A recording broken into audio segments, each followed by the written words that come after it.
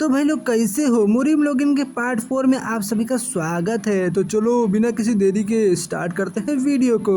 देखते हैं कि ये बुड्ढा ताइकुन को इन्फॉर्म करता है, यंग मास्टर हम लोग ताइवान के जिन फैमिली में पहुंच आए हैं। तो ताइकुन थोड़ी देर बाहर का नजारा देखता है और इस कैरेज चलाने वाले से कहता है, क्या तुम थोड़ा स्लो चल सकते हो? तभी ये बुड्ढा कहता है, जी सर। तो फिर ताइकुन खिड़की को बंद करके अंदर बैठ जाता है और कहता है, स्किल मेन्यू को खोलो और क्यूआई सेंस को एक्टिवेट करो। और फिर अपने क्यूआई सेंस के बारे में पढ़ते हुए कहता है, यह बिल्कुल पावर लेवल के स्कैनर की तरह है। तो ठीक है, मैं अभी इसको टेस्ट करूंगा। तो फिर अपने क्यूआई सेंस को एक्टिवेट कर देता है। तो इसके पैरों के आसपास ग्रीन ग्रीन का सर्कल बन जाता है। तभी इसके पास एक मैसेज आता है जिसमें लिखा होता है कि आपने क्यूआई स्किल सेंस को एक्टिवेट किया है। क्योंकि इस स्किल का लेवल केवल फर्स्ट मास्टरी पे है, तो इसलिए अभी आप केवल 10 मीटर के रेंज उपस्थित लेवल 30 से नीचे सारे मार्शल आर्टिस्ट को आइडेंटिफाई कर सकते हैं। तो ताइकुन अपने क्यूआई को 10 मीटर के रेंज तक बढ़ा देता है, जिसकी वजह से इस बुढ़ऊ के नाम के साथ साथ इसका लेवल भी पता चल जाता है। जिसकी वजह से ये खुश होते हुए कहता है, ओहो ये तो बहुत अच्छा है, ये तो मेरे जैसे कुछ लोगों के लिए बहुत ज्यादा यूजफुल है। और एक अजीब सी हंसी हंसते हुए अपने मन में सोचता है, आज मैं बहुत भाग्यशाली हूँ क्योंकि मुझे आज बहुत अच्छी चीज मिली। तो इसी एक्साइटमेंट में अपने क्वेस्ट मेन्यू को खोल लेता है, जिसे देखने के बाद मानो इस बंदे की तो दुनिया ही हिल गई हो, क्योंकि अब की बार का क्वेस्ट लॉगआउट के बारे में होता है। इसके क्वेस्ट मेन्यू में लिखा होता है कि अगर आप मुरीम वर्ल्ड को छोड़ना चाहते हैं तो आपको और स्ट्रॉन्ग बनना होगा, जिसमें से पहला आपको फर्स्ट रेट का वॉरियर बनना है और अपने लेवल को 30 तक पहुंचाना है, और साथ ही साथ अपने फेम को 500 तक पहुंचाना है। इन सभी को पूरा करने के वजह से आपको रिवॉर्ड के तौर पर लॉगआउट मिलेगा। इस क्वेस्ट के बारे में पढ़ने के बाद ताइकुन के आंखों में खुशी के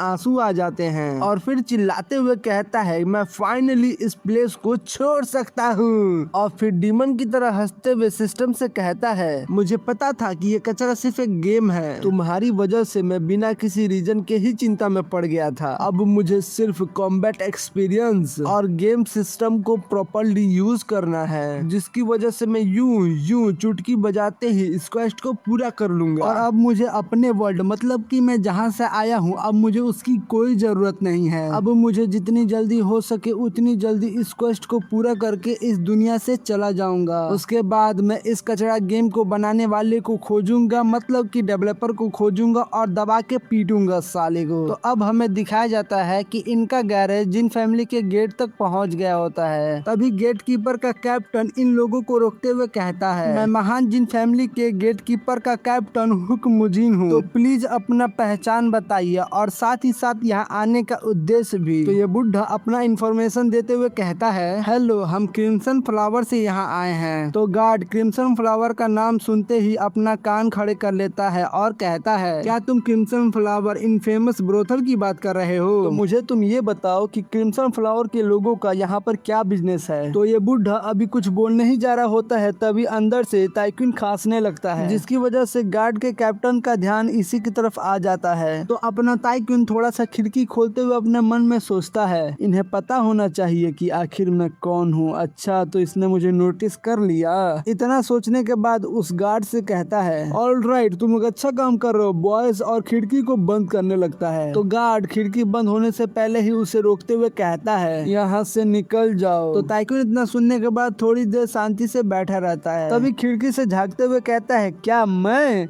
तभी गार्ड इसका रिप्लाई देते हुए कहता है, अब तुम बिल्कुल भी बकवास मत करना और ये तो सोचना ही मत कि मैंने ये मजाक में कहा है। तो गार्ड की ऐसी बातें सुनकर ताइकुन फ्रस्ट्रेटेड होते हुए अपने मन में सोचता है, क्या बकवास है, वो ऐसा रिएक्शन कैसे दे सकता है? क्या उसको नहीं पता है कि आखिर मैं कौन हूँ? और गार्ड से हंसते हुए कहता है, मुझे लगता है कि आप थोड़ा कंफ्यूज हैं, मैं इसी जगह पे ही रहता हूँ। तो गार्ड कहता है, मैं भी इसी जगह पर ही रहता हूँ। तो ताइकुन इससे कहता है, नहीं नहीं नहीं नहीं, मैं ऐसा नहीं कहना चाह रहा हूँ, आप गलत समझ रहे हो। मेरे कहने का मतलब यह है कि मैं जिन फैमिली का थर्ड यंग मास्टर हूँ। तो गार्ड इस पर कुछ खास रिएक्शन ना देते हुए कहता है, तो आप यही कहना चाह रहे थे? ये सुनने के बाद ताइकुन के पास कोई शब्द ही नहीं रहते हैं कहने के लिए। तो फिर गार्ड अपने बातों को कंटिन्यू करते हुए कहता है, मैं अच्छी तरीके से जानता हूँ कि आप कौन हैं, तो इसलिए गाड़ी से बाहर निकल जाइए। अब हम स्टैंडर्ड प्रोटोकॉल को फॉलो करेंगे। तो ये सुनने के बाद ताइकुन इन दोनों गार्ड की तरफ देखता है ये दोनों गार्ड भी टाइकून को घूर घूर के देख रहे होते हैं। तो टाइकून उतरते हुए अपने मन में सोचता है, अब मैं सोचूं तो ये सारी चीजें अजीब लग रही हैं। तो अब गार्ड अपना कॉपी पेन निकालते हुए पूछता है कि तुम्हारा नाम क्या है। टाइकून अपने मन में सोच रहा होता है, व्हाट द फक, आखिर ये क्या बकवास है। मुझे ऐसा फील हो रहा है कि ये मेरे साथ एक कैदी की तरह व्यवहार कर रहा है और गार्ड से कहता है कि मेरा नाम जिन ताइक्यूंग है। तो फिर गार्ड पूछता है कि कहाँ से हो। तभी ताइक्यूंग कहता है ताइवान के जिन फैमिली से।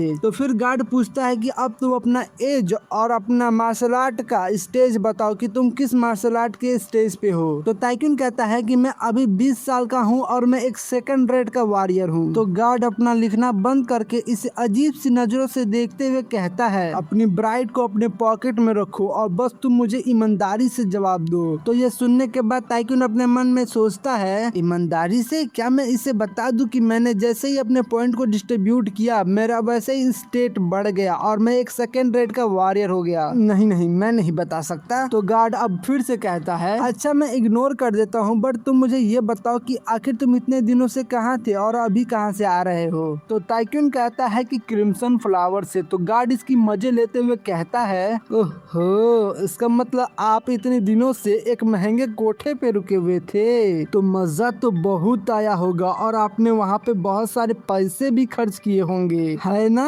और एक कृपी सी हंसी हंसते हुए कहता है, या फिर मैं ये कहूँ कि पैसे खर्च करने के लिए आपने फिर फैमिली फंड से चोरी की है। तो ताइक्यून अपने मन में सोच रहा होता है, चोरी, वो भी फिर से। तभी मोजिन उसके साइड में जाते हुए कहता है, क्या आप इसके बारे में परेशान हैं? और वैसे भी यंग मास्टर ऐसा करते हुए आ रहे हैं। क्यों, मैंने सही कहा ना यंग मास्टर। गार्ड के द्वारा ऐसी बेइज्जती बातें सुनने के बाद ताइक्यून के दिमाग में बीते कुछ डिप्रेशन बातें याद आने लगती हैं, जैसे कि ताइक्यून जिन फैमिली पे एक धब्बा है, धब्बा, और एक नंबर का कुत्ता है साला। तभी हुक मोजिन फिर से कहता है, थर्ड यंग मास्टर, वैसे तो मैं एक गेट कीपर हूँ पर मैं एक आपको सलाह देना चाहता हूँ। और एकदम से उसके कान के पास चिपकते हुए कहता है, फैमिली की इज्जत पर कीचड़ उछालना अब बंद करो। यंग मास्टर, आपको एक ह्यूमन की तरह जिंदगी जीने की कोशिश करनी चाहिए। और इतना कहने के बाद आगे निकल जाता है। और इधर हम अपने ताइक्यून को देखते हैं जो एकदम शौक हो गया होता है और इसके दिमाग में अलग ही लेवल के ख्याल चल रहे होते हैं। क्या मैं एक सही इंसान की तरह जीऊं? मैं जानता हूँ कि यह एक गेम है पर यह मुझे ऐसा महसूस करा रहा है जैसा कि मुझे ये सारी बकवास सुनकर गुस्सा आ रहा है। और फिर हुक मोजिन से कहता है,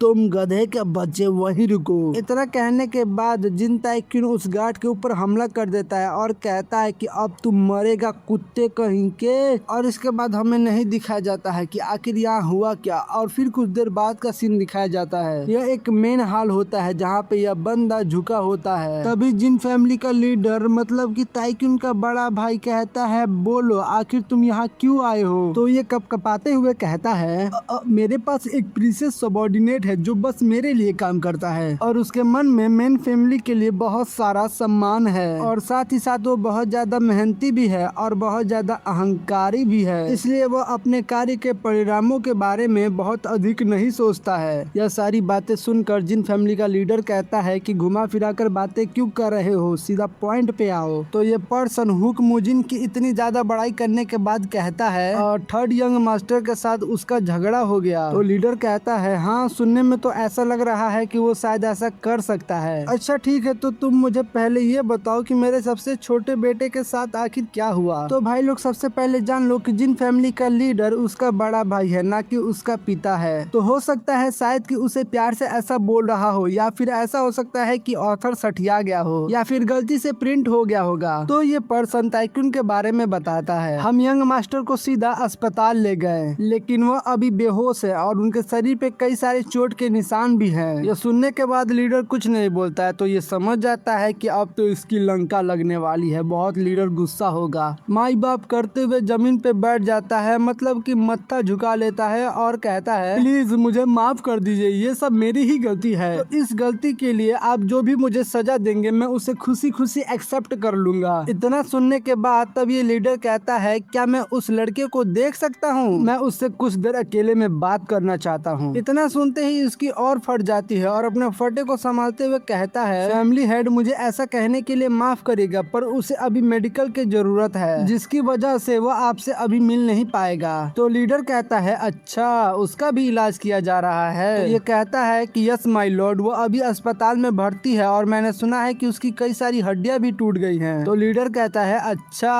तो ऐसी बात है, तो तुम मेरे रिक्वेस्ट के बारे में भूल जाओ और अब तुम यहाँ से जा सकते हो। तो सामने वाला व्यक्ति कहता है यस माय लॉर्ड और वहाँ से चला जाता है। उसके जाने के बाद लीडर कुछ देर तक तो शांत रहता है, पर थोड़ी देर बाद सारे डॉक्यूमेंट को फेंकते हुए वीपीएन को आवाज लगाता है। तो ये रेड वाला ही वीपीएन है। तो ये कहता है जी माय लॉर्ड बोलिए। तो अब हम लीडर को देखते हैं जो काफी खुश लग रहा होता है और कहता है थोड़ी देर के लिए मैं बाहर जा रहा हूँ। तो भाई लोग ये वीडियो यहीं तक थी क्योंकि वो बंदा चला गया घूमने के लिए। तो अगर वीडियो पसंद आए तो वीडियो को लाइक, चैनल को सब्सक्राइब कर देना और नेक्स्ट पार्ट के लिए कमेंट कर देना। तब तक के लिए मिलते हैं, बाय बाय।